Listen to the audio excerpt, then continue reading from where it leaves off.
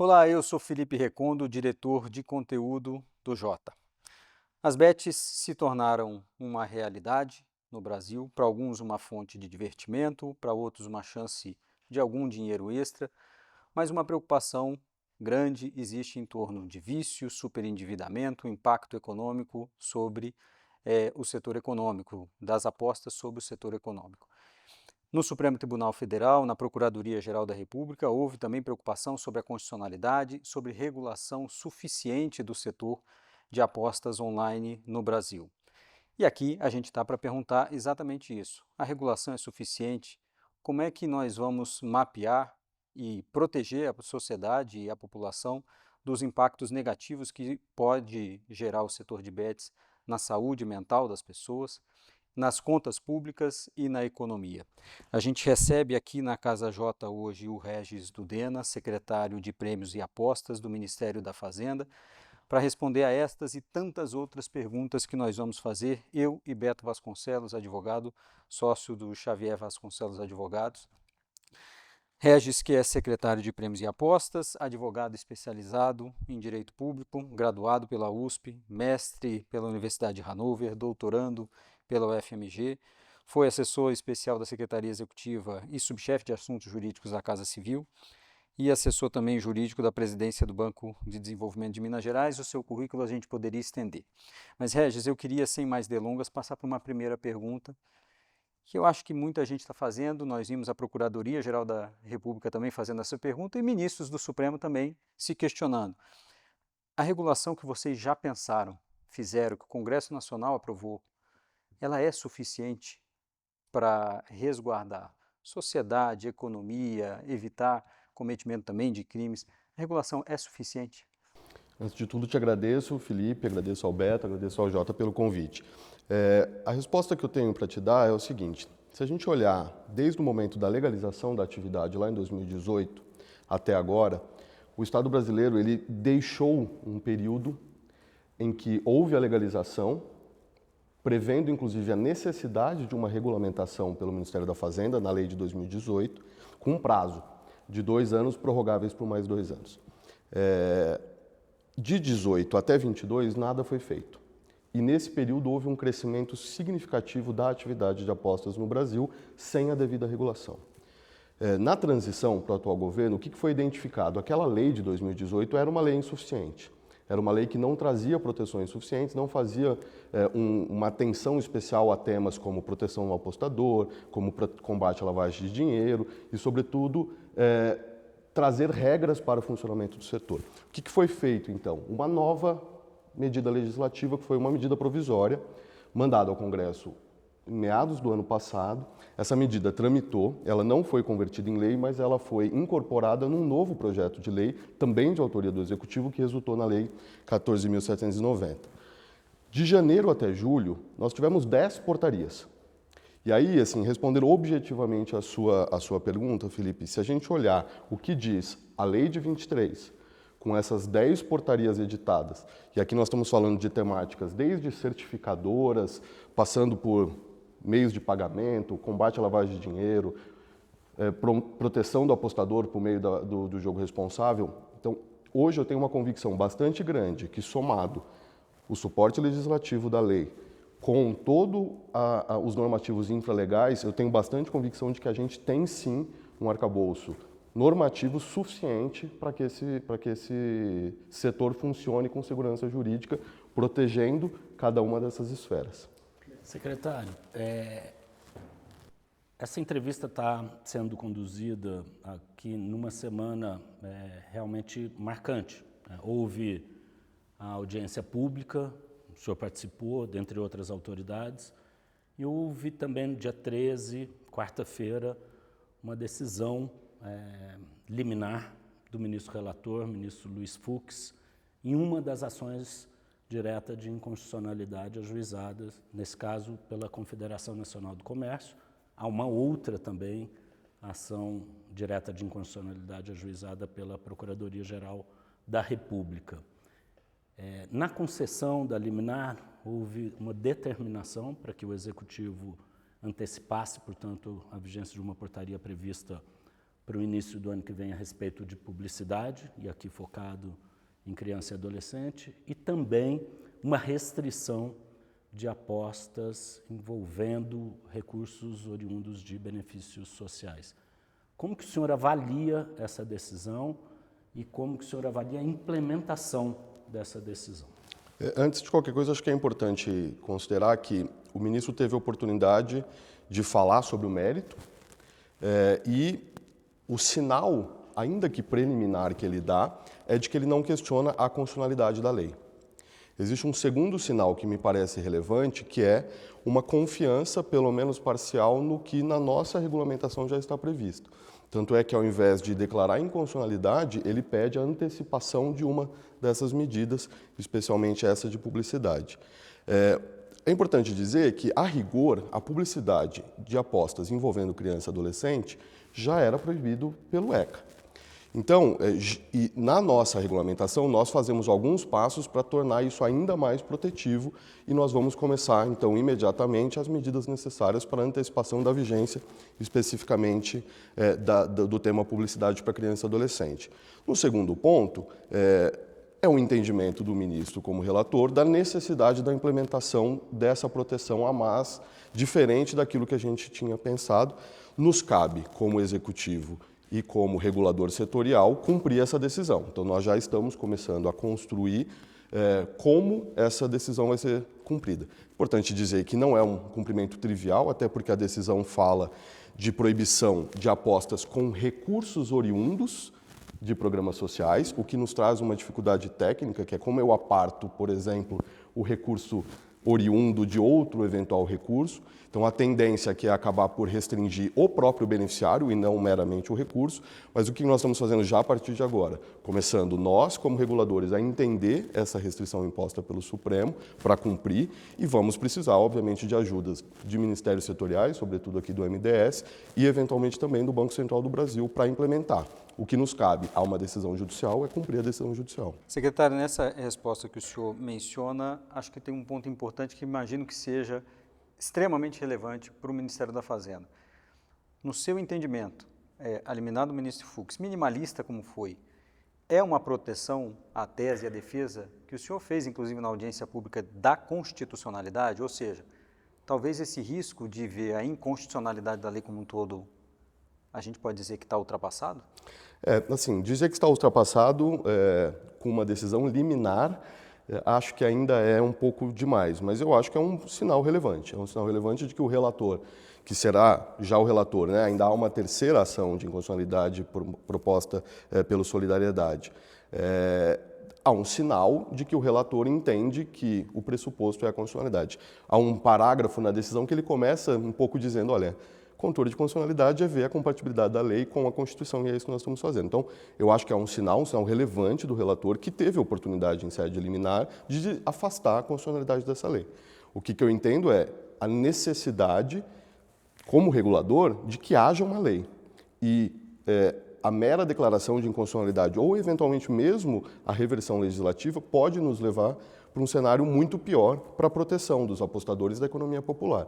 Então, para mim, haver a lei e a possibilidade de uma previsão infralegal regulatória é a única e principal saída para a gente proteger os apostadores e a economia popular. Eu queria aproveitar e me aprofundar um pouco na decisão do ministro Fux, no ponto específico de limite para beneficiário de programa social.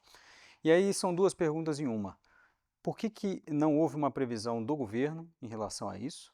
Né, na verdade, também, já emendando com isso, se havia, por exemplo, uma compreensão de que seria talvez um limite indevido, um certo paternalismo diante de um programa que dá renda, independentemente para que seja usado. Então, essas duas perguntas em uma. Por que o governo não pensou nisso? E se seria, talvez, um excesso de paternalismo?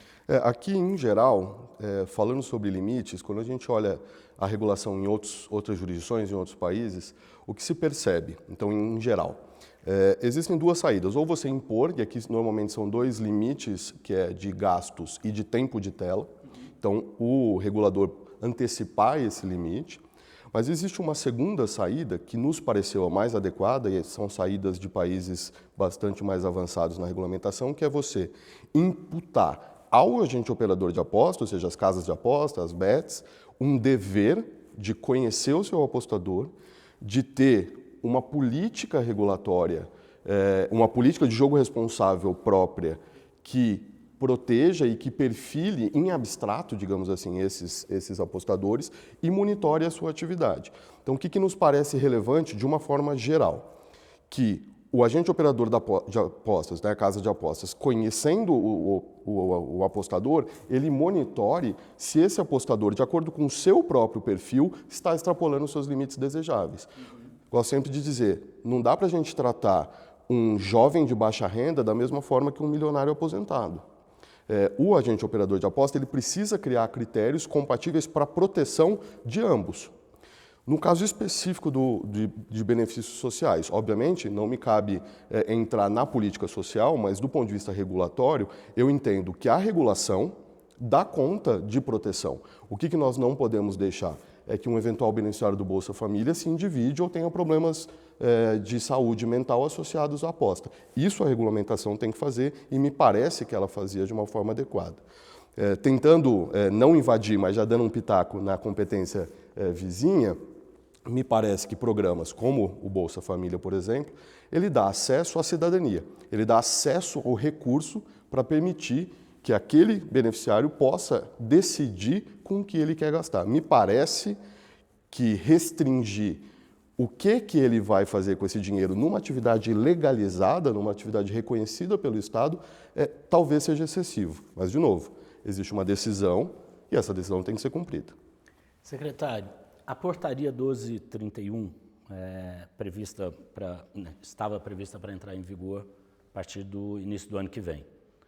Com a antecipação, ainda na linha do que o Felipe apontou aqui, vamos aprofundar um pouquinho mais a decisão liminar, agora sobre outro aspecto. Decidiu a antecipação da vigência desta portaria. A Secretaria está preparada para isso? Há muitos dispositivos ali complexos que definitivamente envolvem recursos humanos, recursos financeiros, organização estrutural, muitos outros agentes privados envolvidos, além das empresas de bets, muito fornecimento de informação e documentos, como contratos que vão precisar ser enviados à secretaria, contratos com artistas, influenciadores e tudo mais. No tocante a este ponto, relacionado à publicidade, voltado a crianças e adolescentes, a secretaria está preparada? O que ela vai fazer para implementar e antecipar, na verdade, a implementação da portaria? De novo, aqui o que é importante lembrar a restrição legal, em alguma medida, ela já decorria do ECA e os agentes do contexto da publicidade já deveriam se submeter ao ECA. Então, isso é uma primeira coisa. Me parece que o setor de publicidade já está, há algum tempo, atento a uma restrição legal, independente da regulamentação. Porque esse é um ponto importante de se mencionar, que é, quando a lei fala desse período de adequação, ou seja, essa espécie de vacatio legis que a gente tem da regulamentação, ela está falando estritamente da regulação setorial, ou seja, a lei 14.790 e as alterações que ela faz na lei de 18. E as portarias do Ministério passam a valer a partir do 1º de janeiro. Essa é a restrição do período de adequação. O que eu tenho repetido reiteradamente, isso não significa que o ECA, que já era vigente, deixou de ser. Ele era vigente, continua sendo vigente. Isso não significa que o CDC, o Código de Defesa do Consumidor, não é vigente. Isso não significa que a legislação penal, por exemplo, combate à lavagem de dinheiro, deixou de existir. Então, a legislação já tinha que ser cumprida. Mas, objetivamente, em relação à regulação, o que nós temos feito? Nós temos intensificado duas interações. De um lado, com os próprios agentes que estão em fase de adequação, lembrando que a gente ainda não concluiu os processos de pedido de autorização. Isso deve se dar entre esse e o próximo mês, para a primeira rodada, mas reconhecemos aqueles que podem atuar legalmente hoje nesse período de adequação, como sendo aqueles que pediram autorização até o último 17 de setembro. Então, o primeiro contato é com eles, informá-los de que essa restrição já está valendo e já pode ser, por exemplo, o processo de fiscalização e, eventualmente, até de processo sancionador. Isso é uma coisa. O que nos cabe também é informar o ambiente da publicidade. tanto organizações que tratam do tema, como, por exemplo, organizações autorreguladoras do setor, e aqui pensando basicamente em CONAR e SEMP, mas também a todo o elo da cadeia. Então, empresas que recebem essas publicidades, então, empresas esportivas, empresas de comunicação social. A nossa ideia é fazer essa mensagem chegar, mas lembrando que o nosso regulado é o agente operador de aposta. Não me cabe diretamente intervir, por exemplo, numa televisão, num jornal, num meio de comunicação. Mas o que nos cabe, sim, é controlar se a publicidade está chegando, eu preciso fazer com que ela cesse.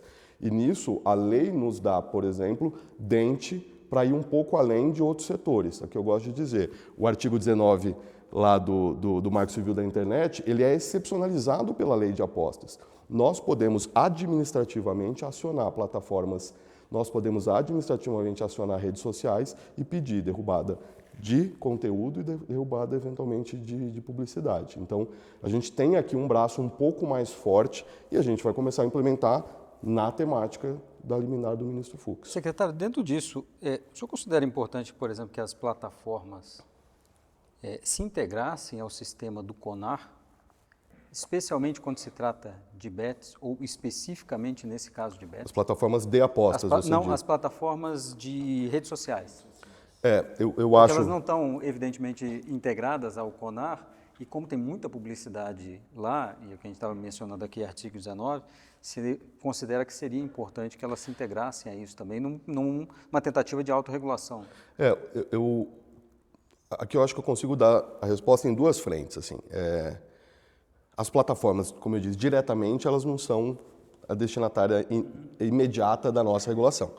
Me parece que é uma boa saída, me parece que é uma boa solução não só para o nosso tema, mas para outros temas relacionados à publicidade. Então, me parece que há espaço para isso. O que nós fizemos em relação ao nosso setor? A gente pensou, o agente operador de aposta, ele é obrigado a se associar a algum órgão de autorregulação. Eu até brinco, né, que a gente não pode impor a autorregulação em determinado mecanismo. Eu não posso impor que essa associação seja destinatária, mas a gente determina, até por força legal que privilegia a autorregulação no caso da publicidade, a gente diz, vocês têm que estar vinculados a um organismo autorregulatório de publicidade. Então, isso fez, né, isso foi o empurrãozinho, né, para usar lá o conceito da teoria da regulação, é o empurrãozinho que nós demos para que eles se vinculem. Então, os agentes operadores de aposta estão majoritariamente migrando para alguns órgãos, especialmente ao CONAR. As plataformas, acho que seria um bom caminho, mas acho que aí eu precisaria, enfim, pensar um pouco mais a fundo se nos cabe, inclusive, pensar nisso. Secretário, mudando um pouco o rumo da prosa, muito se diz que há um impacto relevante em endividamento, na conhecida expressão de superendividamento de uma parcela da população em razão de apostas online. Minha pergunta, isso é um dado concreto e se sim, ou se sim em alguma medida, há mecanismos pensados pela Secretaria, em conjunto com outros órgãos públicos, de modo a prevenir ou resolver o problema de superendividamento que eventualmente haja em razão de apostas? Aqui a gente tem uma dificuldade muito grande, inicial, de diagnóstico geral, de se há de fato esse superendividamento com essa evidência, e dois, de fazer essa relação de causalidade.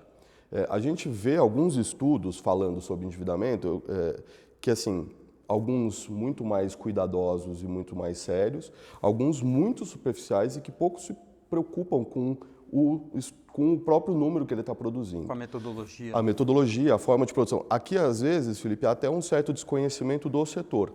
Então, por exemplo, só para contextualizar aqui, para as pessoas entenderem na prática, como que funciona a entrada numa casa de aposta para aqueles que nunca entraram. Quando você entra, você faz um depósito. Esse depósito, vamos pensar, R$100. Quando você aposta, pelo mecanismo de jogo, em média, no tempo, você recebe cerca de 90% pelo menos de volta do que você apostou. Esse é o retorno. Tem um nominho bonitinho em inglês que se usa, que é o RTP, o Return to Player. Então, quando você depositou R$100, você apostou R$100, em média, no tempo, você recebe R$90 de volta. Você pode pegar esse dinheiro e ir embora, ou seja, você perdeu R$10, né? Então, a lógica de uma aposta é perder dinheiro, né? Você gasta dinheiro para algo que você acha que é legal, se você acha que é legal, e joga e vai embora sem o dinheiro. Esse dinheiro, ele pode, sendo reapostado, ele pode chegar a cerca de R$1.000 em apostas. Então, alguns estudos, por exemplo, eles misturam o que são os R$100 de entrada com o que são os R$1.000 de aposta. E aí você fala, a pessoa perdeu R$1.000. Não, ela não perdeu R$1.000, perdeu 100. Nos estudos, tem alguns estudos, eu brinco com o pessoal da equipe, que às vezes a gente vê assim, não, cerca de 70% dos apostadores estão endividados. Isso é abaixo da média de endividamento da população. Então, assim, o número, às vezes, ele traz alguma dificuldade. O que é real? Que existe um problema. O número em si a gente não consegue aferir, mas existe um diagnóstico nosso, como reguladores, de que há um problema.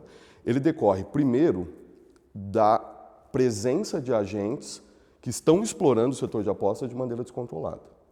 Em regra, esses agentes não são os agentes que estão buscando a secretaria para pedir autorização, não são agentes que querem se submeter à lei e à regulação. Então, por isso que a gente acha tão importante a existência da lei e da regulação.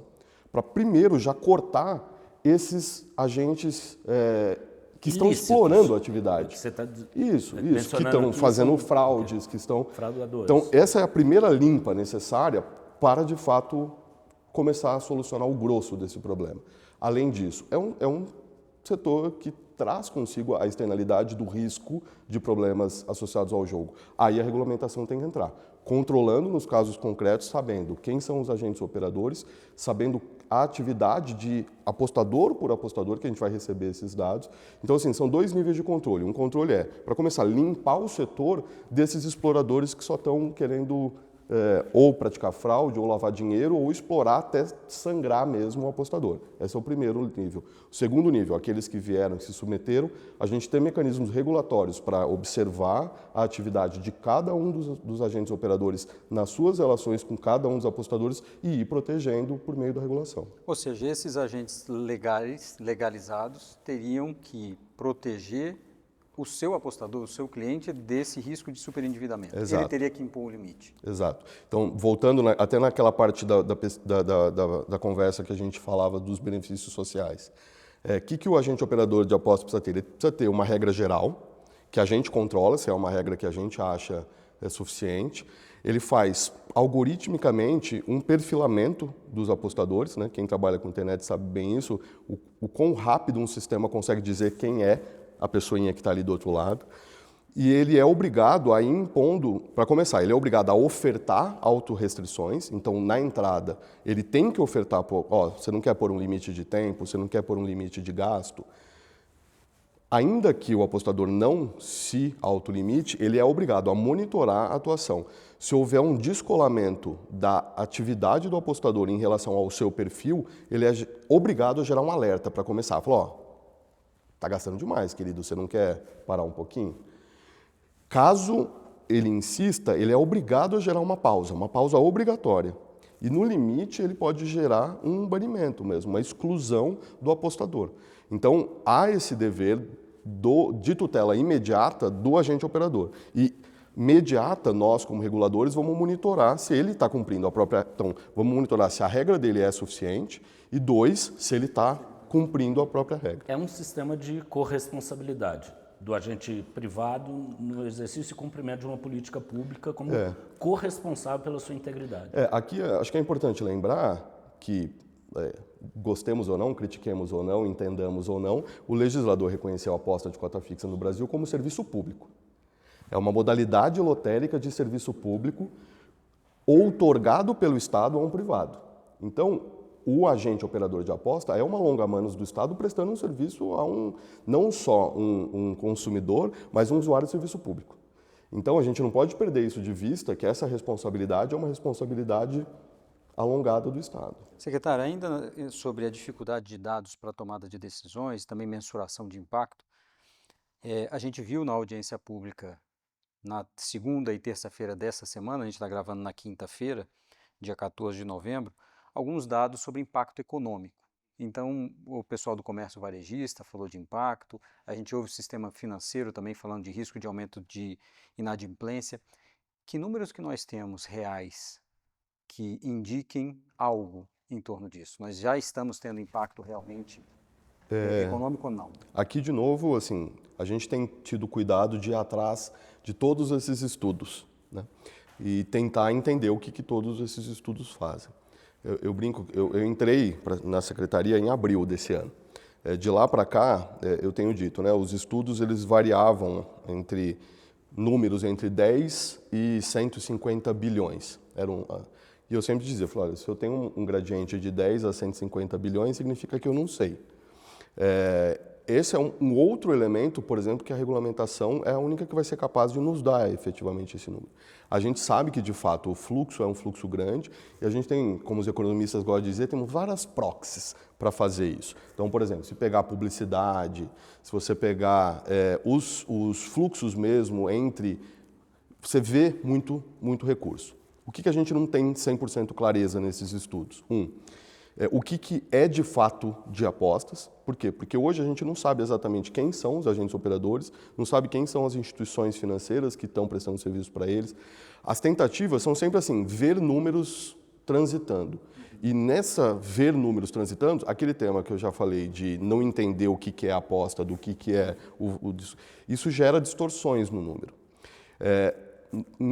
Tem até a menção de um dos estudos de uma grande instituição financeira que fez, que ela expressamente diz, olha, eu não vejo impacto no varejo, por exemplo, ainda que a CNC tenha tratado de forma diferente na sua petição inicial. O que eu acho? Eu acho que existe muito, para usar uma expressão que comentávamos, mas você tem muita espuma aqui, e a realidade é que a gente só vai ter a total clareza uma vez que isso estiver dentro de um mercado regulado e controlado. A gente só vai ver, de fato, o tamanho do mercado, o tamanho do número de aposta, o tamanho do número de perda, a partir do momento que a gente tiver isso dentro da regulação. Hoje a gente tem muita dificuldade, temos estimativas. Eu brinco assim, eu acho que nós estamos falando num número global do setor de dezenas de bilhão. Se é uma dezena ou se são 20 dezenas, a gente só vai ter certeza a partir do ano que vem. Mas nessa linha ainda, secretário, de que maneira é possível desenvolver estudos ou elaboração de indicadores, de números, de dados? Quais são as medidas que a Secretaria pode fazer e com que outros órgãos ela pode fazer para além da obtenção de informação direta na regulação, mas em termos de estudos de impacto, considerando, obviamente, que essa avaliação poderia ter sido prévia à regulação, à lei, né, antes de 18 ou antes de 23, uma avaliação de impacto regulatório fundamentada em estudos. O que pode ser feito agora para uma regulação que se baseia num diagnóstico um pouco mais preciso? E de que maneira, aí estendo aqui a sociedade, de que maneira a regulação pode ser uma regulação mais informada? Ou seja, de que maneira a Secretaria ou os órgãos públicos podem tratar ou regulamentar o tema de maneira a fazer com que a sociedade tenha informação sobre como funciona, quais são os seus direitos e até obrigações com relação a BETS. Em relação ao primeiro tema, tem um desafio grande do setor, que é, nós somos o regulador setorial. Então, a gente é o regulador que trata de aposta, do agente operador de aposta na sua relação com os apostadores. Mas ele é um setor que ele ombreia com outros diversos setores regulados. Então, por exemplo, por conta da própria natureza desses fluxos financeiros, ele tem uma relação muito próxima com o sistema financeiro nacional. O Banco Central, ele vê uma perna disso e ele regula uma perna disso. Nós temos, por conta, sobretudo da modalidade aposta esportiva, que é uma das duas modalidades, junto com as apostas em jogos online, os impactos nos esportes. Então, existe uma dimensão disso para os esportes, por exemplo, riscos de manipulação de resultados. E existe, na relação com os apostadores, a sua relação com a saúde dos apostadores, uma relação, por exemplo, com a temática do Ministério da Saúde. O que eu acho que o Estado está começando a se trazer ferramentas para fazer? Cada um ter capacidade de olhar no âmbito das suas competências. Então, os fluxos financeiros e a forma como o sistema financeiro nacional, as instituições financeiras, as instituições de pagamento são afetadas, eu acho que é uma competência própria do Bacen, e o Bacen precisa de fato entender o setor, de fato se aprofundar nisso. Os impactos no sistema esportivo, na eventual risco de manipulação de resultado, é um tema muito caro ao esporte, ele tem que fazer isso. E no tema saúde, eu acho que nós estamos evoluindo na criação de indicadores próprios de saúde, de monitoramento, junto com o Ministério da Saúde. Então, assim, acho que é uma miríade aqui de agentes que precisam, cada um, entender, digamos, a parte que lhe cabe do latifúndio. Nós, a partir de janeiro, a gente começa a ter dados reais. A gente consegue ver, de fato, quem são perfil etário, perfil socioeconômico desses apostadores, e a partir disso, é o que eu digo, regulação, para quem lida e conhece regulação, é fluxo, é ciclo. Necessariamente, esse ciclo vai nos informar esses dados reais, aí não só especulativos e estimados, mas dados reais, tem que nos informar para olhar para a nossa regulação e dizer acertamos, não acertamos, precisamos melhorar, calibrar, opa, aqui foi muito, aqui foi pouco. Então, a regulação que foi feita, ela foi feita a toque de caixa, fruto de 4 anos de ausência da regulação necessária, nós tivemos que fazer uma regulação. É isso, eu entrei em abril, em julho nós encerramos, nós publicamos no primeiro semestre, até julho desse ano, 10 portarias, e se vocês forem visitar, vocês vão ver que são portarias temáticas, complexas, cada uma delas. Então, assim, tivemos que fazer de fato a toque de caixa, por conta de uma mora.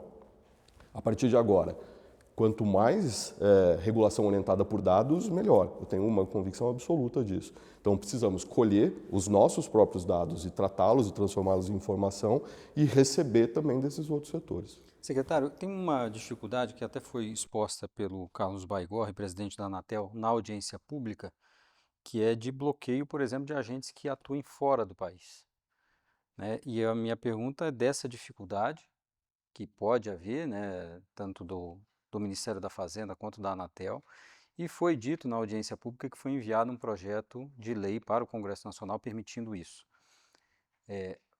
A Secretaria está acompanhando isso e trabalhando nesse sentido também junto ao Congresso Nacional para aprovar esse projeto de lei? E em que termos? Aqui tem 2 dimensões da sua pergunta, Felipe. Uma delas que eu acho que é benéfico a Anatel, de fato, ter mais ferramental, não só para o setor de apostas, mas para outros setores, para ter essa capacidade técnica e legal de fazer monitoramento de acesso, digamos, via internet de fora do país. Então, assim, a Secretaria vê com bons olhos esse fortalecimento da Anatel. A gente ainda não engajou propriamente, por exemplo, numa interação com o Congresso, mas inclusive, um compromisso que a gente tem com a Anatel de auxiliá-los nesse pleito que eles têm. Mas, para além disso, o que eu acho que é muito importante as pessoas entenderem que a existência de um mercado legal é a melhor solução para tirar as pessoas do mercado ilegal. O apostador médio, se ele tiver um lugar onde ele sabe que a proteção à sua saúde mental e saúde financeira existe, onde ele sabe que a chance de, uma vez ganhando, ele vai receber o prêmio tal qual as regras determinam, que ele vai ter os seus dados pessoais protegidos, que ele não está financiando atividades criminosas, ou seja, a existência de uma atividade legal regulada é a melhor porta para você tirar essas pessoas de sites ilegais. Então, o que a gente tem feito neste momento é, de fato, uma limpeza de sites ilegais. A gente tem notificado, é uma atividade exaustiva, quase de enxugar gelo, para usar a metáfora aí comum. Já mandamos mais de 1.400 links, né, domínios para a Anatel derrubar. Já temos mais uma lista que passa de 1.000, acho que está chegando em 2.000 de novo. Então, assim, é enxugar gelo, porque esses domínios, eles são criados, eles geram ali uma atividade temporal, normalmente fraudulenta, toma esse dinheiro e some. Então, são links. Agora, a ausência de um mercado regulado vai deixar só esses. Então, assim, as duas coisas. Acho que cabe à Anatel, talvez, ter um ferramental técnico e jurídico mais forte para esse combate, mas a existência de um mercado legal regulado me parece que é a melhor solução para que o apostador que acha que essa atividade de entretenimento lhe é agradável, que ele atue num lugar controlado. Secretário, agora foi anunciado que a Secretaria participará como membro pleno da Estratégia Nacional de Combate à Corrupção e Lavagem de Dinheiro. A preocupação, bom, sabemos que a ENCLA, a conhecida ENCLA, é um fórum interinstitucional para debate sobre políticas públicas em todas as suas dimensões estruturais e operacionais relacionadas a esses dois enfrentamentos, tanto corrupção quanto lavagem de dinheiro. Qual é o tamanho da preocupação da Secretaria, quais são as medidas que estão tomando sobre o tema e o que é específico com relação ao ilícito de lavagem de dinheiro que é mais direcionado a este setor, ou pode vir a ser mais direcionado a esse setor do que a outros? Tem uma coisa geral, antes de entrar na questão setorial, que é, de novo, se a gente pega aonde lavagem de dinheiro normalmente costuma aparecer, normalmente são atividades pouco ou não reguladas. A inexistência de regras claras setoriais atrai a lavagem de dinheiro. E aí nós podemos falar desde de mercado financeiro, quando você começa a ter algumas atividades antes de ter uma regulação própria da CVM, do Bacen, a presença ali. Se você pega, por exemplo, criptoativos, enquanto a regulação não avança, é um outro lugar em que lavagem de dinheiro reaparece. O que nós vemos aqui no setor? O fato de ser ainda um setor que está em fase final de conclusão da regulação atrai, como uma atividade nova em que há fluxo de dinheiro, lavagem de dinheiro. Especificidade setorial. A forma de transferências financeiras dentro do setor, ela é muito chamativa para a lavagem de dinheiro. Você tem uma pulverização de base que centraliza um dinheiro, lembrando aqueles 90% que eu mencionei mais cedo de return to play, volta uma grande quantidade de dinheiro para quem apostou e, sem controle, é um prato cheio para quem quer lavar dinheiro das mais diversas formas possíveis. Então, você ter uma possibilidade de, sem ter que se identificar, dizer que você apostou, sem ter que dizer quanto você apostou, você recebe, ainda que 90% do que você apostou, e poder dizer, olha, isso é um prêmio lotérico. Você acabou de lavar dinheiro. O que a gente pretende fazer, então? Não é nem muito novo, né? Não é nem muito novo. É isso. Escândalos de gente ganhando várias vezes na loteria, lembramos disso exatamente. da história, inclusive. O que então a regulação ajuda aqui? Para começar, o apostador tem que se cadastrar. Ele se cadastra com CPF próprio, se utilizando de uma conta ou de um IP ou um IF própria, em que ele é titular. Ele faz um reconhecimento facial na entrada e em diversos momentos da sua interação. Então, João é João, a conta é de João, CPF é de João, e é João que está apostando, João que está sacando dinheiro. Eu sei exatamente quem ele é. Ele se utilizou uma conta controlada pelo Sistema Financeiro Nacional. Do lado da casa de apostas, contas em IPs e IFs reguladas pelo Bacen. Então, só isso você já restringe e traz para o sistema financeiro. De atividade própria, o que a gente tem na nossa regulamentação? Duas coisas centrais. Um rol de alertas. Então, rol de atividades que merecem especial atenção. Eu, como não especialista em lavagem de dinheiro, importei uma especialista em lavagem de dinheiro, que é a minha adjunta, que é a Carolina Yumi. E a gente brinca com essa expressão, que é atividades de especial atenção. Eu, como advogado administrativista, eu falo, especial atenção, que raios é isso? Não, no setor é importante. Por quê? Porque eu preciso colocar lanterna. É algo estranho? Olha. Então, o dever do agente operador de aposta aqui na nossa regulamentação apareceram essas atividades de especial atenção, ele é obrigado a olhar. Ele é obrigado a olhar, uma vez visto algum elemento que leva a indício de lavagem de dinheiro, ele é obrigado a reportar para o COAF e reportar para o regulador. Então, assim, o que a regulamentação própria do setor, a nossa regulamentação faz? Qual é a tipologia exemplificativa de casos que precisam ser analisados, como primeiro dever, e segundo dever, reporte. reportar para o COAF e reportar para nós. Lembrando que aqui, como a gente jogou para dentro do sistema financeiro nacional, as próprias instituições financeiras no Know Your Clients também têm deveres associados a isso. Então, assim, é trazer, de fato, amarras, trazer controles regulatórios que sejam capazes de nos ajudar na identificação desse risco. As duas com o mesmo modelo de corresponsabilidade e informação ao regulador, né? As duas legislações, tanto a de lavagem, de enfrentamento da lavagem, quanto a de regulação de apostas, a mesma lógica de informação. Agora, num duplo caminho aqui, além de coibir lavagem, operações ilegais e também superendividamento, é possível que se limite ainda a forma de aposta, forma de pagamento? Já houve uma limitação sobre cartão de crédito, mas pergunto se pode haver limitações outras, como PIX parcelado, utilização de dinheiro emprestado para esse tipo de operação, e em seguida, que papel vai ter o Banco Central diante dessa fiscalização que pode haver no futuro? Se já está claro para o senhor que papel o Banco Central pode ter nisso. Aqui, a primeira portaria, nós temos uma portaria de meios de pagamento. Essa portaria de meios de pagamento, que é lá de abril desse ano, ela já traz diversas restrições. Então, para começar, pagamento só mediante transferências eletrônicas. Então, pagamento em dinheiro já foi de saída bloqueado.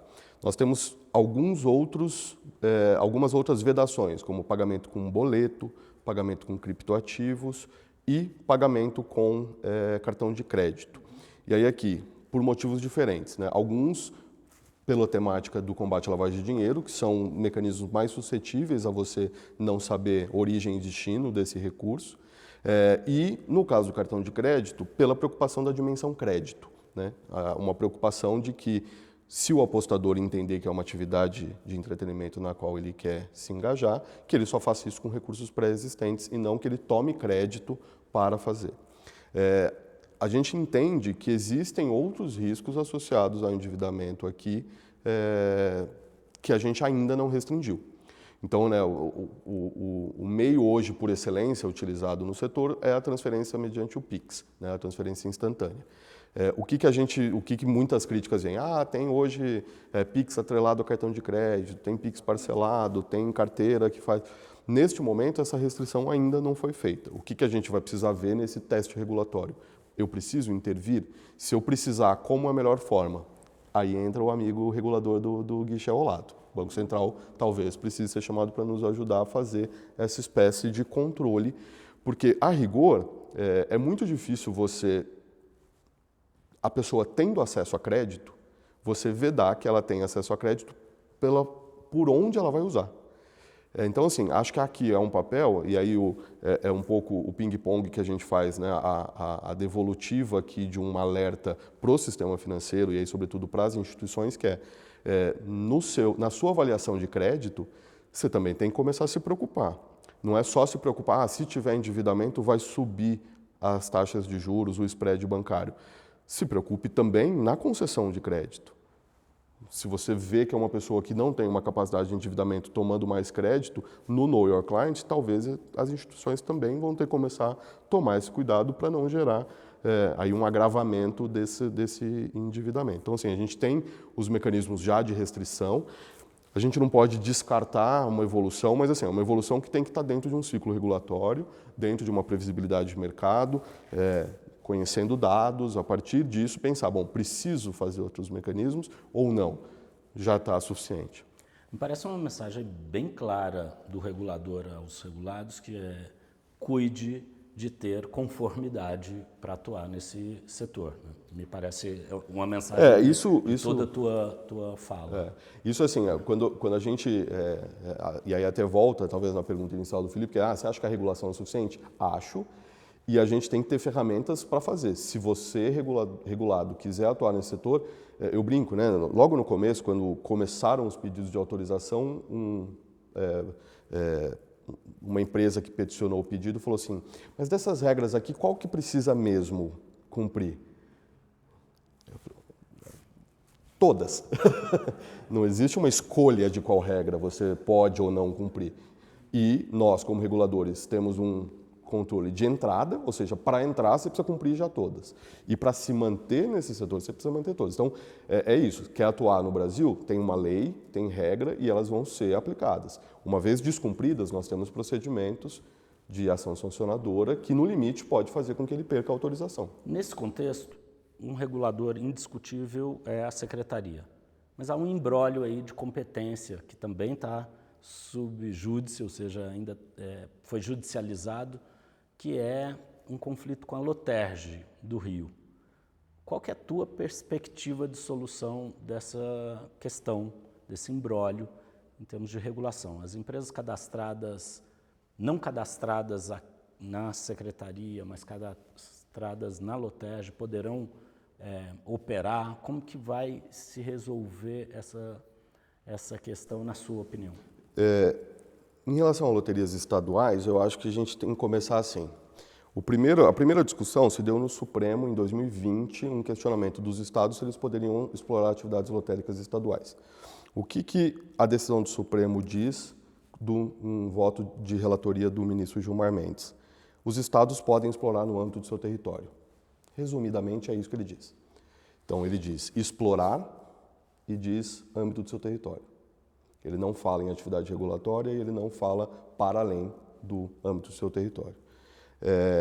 Em 2023, com a lei vigente, com a lei agora 14.790, o que ela reafirma?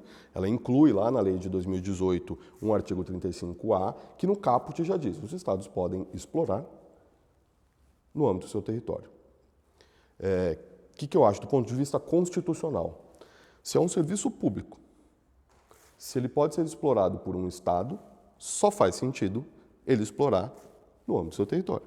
Então, para começar, o arranjo constitucional já me determina que tem que ser restrito ao âmbito territorial. O caput da lei diz, reafirma, no âmbito do seu território.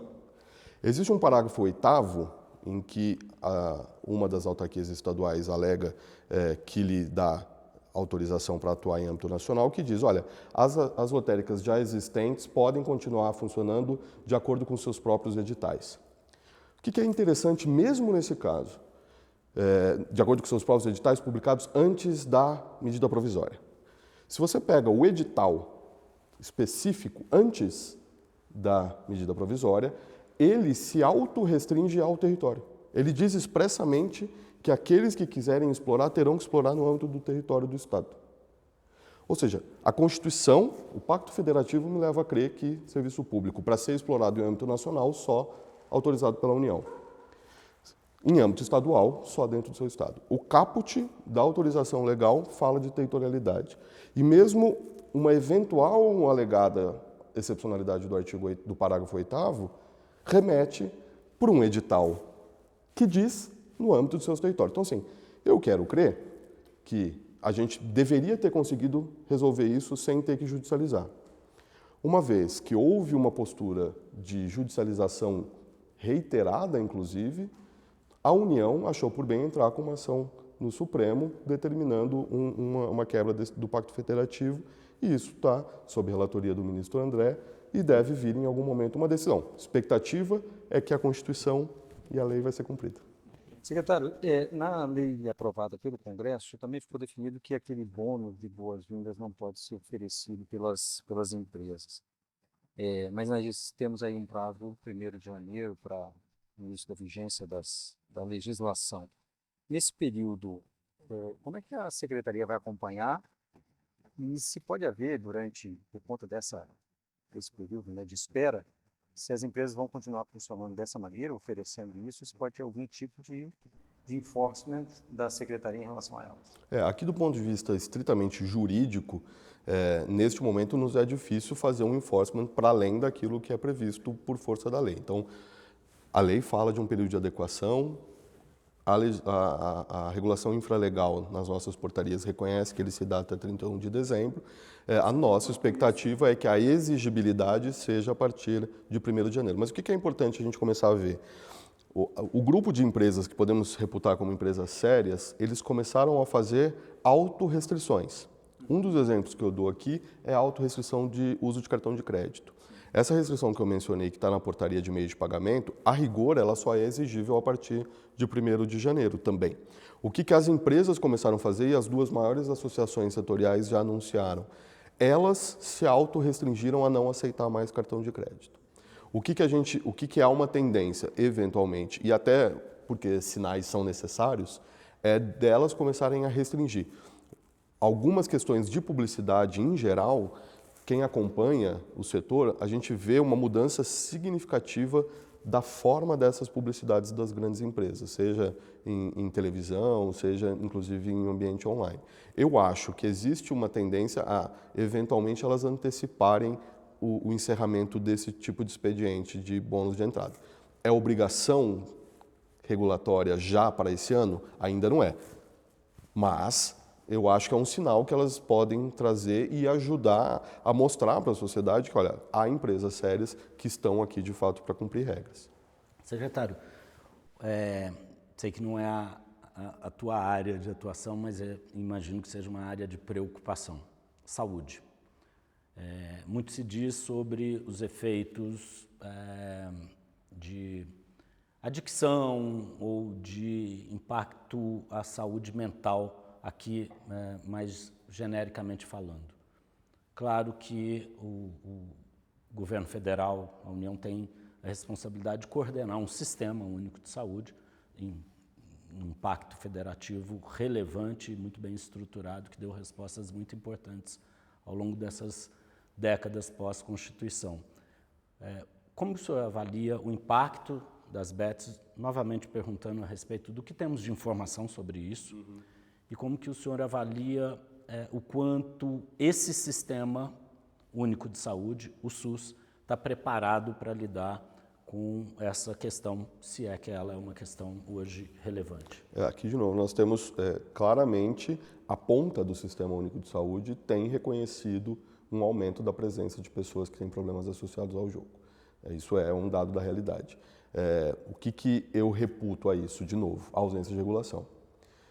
Isso, eu acho que, para começar, expurgando aqueles oportunistas que estão atuando para explorar efetivamente os apostadores, a gente já melhora a situação. Não é suficiente, é necessário, mas não é suficiente. Em relação ao Sistema Único de Saúde, eu acho que ele vai ter que ter incrementos. O que nós estamos visando construir? Uma interação, principalmente de troca de informações da Secretaria com as secretarias envolvidas do Ministério da Saúde, para começar a gente ter um diagnóstico verdadeiro. Então, de quem são, quanto apostam, quanto estão presentes, para que a gente ajude o sistema de saúde a se preparar para um problema. A gente sabe que hoje ele é grande, não sabemos dimensionar propriamente dito, mas sabemos que ele existe. Então, uma vez existindo dados, é importante informar para dimensionar, para distribuição territorial, para informação. Então, a nossa ideia é interagir e ajudar em incrementos do Sistema Único de Saúde. Acho que precisará de incrementos. Inclusive em estrutura, infraestrutura e equipamentos. E treinamento, por exemplo. A recepção, normalmente, dessa pessoa que precisa de uma ajuda do Sistema Único de Saúde, ela precisa ser especializada. Então, assim, precisa chegar na ponta, ela precisa ser direcionada para alguém que é um especialista daquela área para dar a atenção que ela precisa, que é algo que a gente não tem. Então, assim, de novo, em se tornando uma atividade ilegal, a gente volta a ter um problema como tem em outros setores, que é o próprio Sistema Único de Saúde tem dificuldade de recepcionar alguém que é vítima, que é paciente de um problema, de uma atividade ilegal. Sendo legal, a gente começa a ter, quero crer, mais ferramentas para isso. E isso sem falar, por exemplo, em um reforço orçamentário, que também é uma das externalidades positivas do setor. Secretário, aqui as nossas duas últimas perguntas. A primeira, data de divulgação da lista de quem vai estar autorizado a operar a partir do dia 1º. E a segunda é um pouco de perspectiva do futuro desse setor de apostas. Estamos começando, o senhor falou, né, a política de regulação trata de ciclos. Qual é o futuro desse setor? Sabendo que até alguns outros países ainda nem iniciaram a empresas de bets, etc. O que o senhor está vendo aí para o futuro desse setor? Nós tivemos, pelo menos dá para separar em 2 ciclos de pedidos de autorização. Nós demos um prazo, então lembrando que nós temos esse período de adequação até 31 de dezembro, nós demos um prazo dizendo o seguinte: todos aqueles que peticionarem pedindo autorização até o dia 20 de agosto terão uma resposta ainda no exercício de 24, de modo a estar autorizado a funcionar aqueles que cumprirem todas as exigências em 25. Esse primeiro bloco, nós tivemos 114 pedidos, 114 pedidos entraram. Esse bloco, ele tem que ser finalizado ainda esse ano. Em que fase nós estamos? A grande maioria deles já tem praticamente finalizada essa análise e há no processo uma notificação para cumprimento de exigências finais, que vale dar como exemplo o que são essas exigências finais. Pagar a outorga, constituição da conta liquidez, que é uma conta garantia que ele tem que constituir para manter risco de quebra de liquidez da empresa e demonstração de origem lícita do capital. Isso tudo ele faz depois dessa primeira análise. Então, a gente finaliza, provavelmente começamos semana que vem, a notificar as empresas para o cumprimento dessas exigências finais. As empresas têm 30 dias para cumprimento e aí vem a autorização. Qual que é a nossa intenção? Desse grupo, das que pediram até o dia 20, nós vamos publicar as autorizações todas num mesmo dia, provavelmente na última quinzena de dezembro. Então, na última quinzena de dezembro, existe a expectativa de sair um diário oficial com todas aquelas que estarão autorizadas a partir do dia 1º de janeiro. E aí, o fluxo das demais, e aí nós tivemos, depois disso, mais 160, 170 pedidos que já vieram. Lembrando que é um fluxo contínuo, todas aquelas que cumprirem vão ter que atuar. Então, 1º de janeiro, entre a última quinzena e 1º de janeiro, teremos essa primeira lista, digamos assim, das autorizadas. Lembrando que, a partir de 1º de janeiro, só quem está na lista pode prestar serviço. Expectativas. Aqui eu acho que o que os especialistas, principalmente os economistas, tendem a dizer. Nós temos hoje muitos agentes que pediram essas autorizações. O que tende a acontecer? Uma consolidação, ou seja, tende a existir fusões e aquisições, tende a existir empresas que não vão conseguir sobreviver num ambiente regulatório que foi criado. Eu acho que uma vez havendo uma estabilidade jurídica, então uma compreensão do Estado brasileiro de que é uma atividade legal e regulada e que merece uma atenção especial mais estabelecida, existe uma tendência, por exemplo, a diminuir um pouco a publicidade. Existe uma diferença significativa entre publicidade de um setor iniciante para um setor estabelecido. O número de operadores tende a diminuir um pouco. Não acredito que nós temos hoje 290 pedidos. Não acho que teremos 290 operadores. Então, existe uma tendência a diminuir. E aí, os incrementos regulatórios vão vir a partir disso. Então, se eu tenho grandes operadores, eu posso regulatoriamente ser mais exigente, por exemplo. Então, a gente tem uma tendência de diminuir operadores, uma pacificação um pouco do setor, caso a gente consiga sair do outro lado do túnel com o reconhecimento da constitucionalidade da lei, com o reconhecimento ou um voto de confiança da regulação, digamos assim. Secretário, eu queria agradecer a sua presença, a entrevista, agradecer ao Beto Vasconcelos pela parceria. Para quem assistiu, por favor, se inscreva no canal para acompanhar os nossos conteúdos aqui do Jota e da Casa Jota. Obrigado e até uma próxima.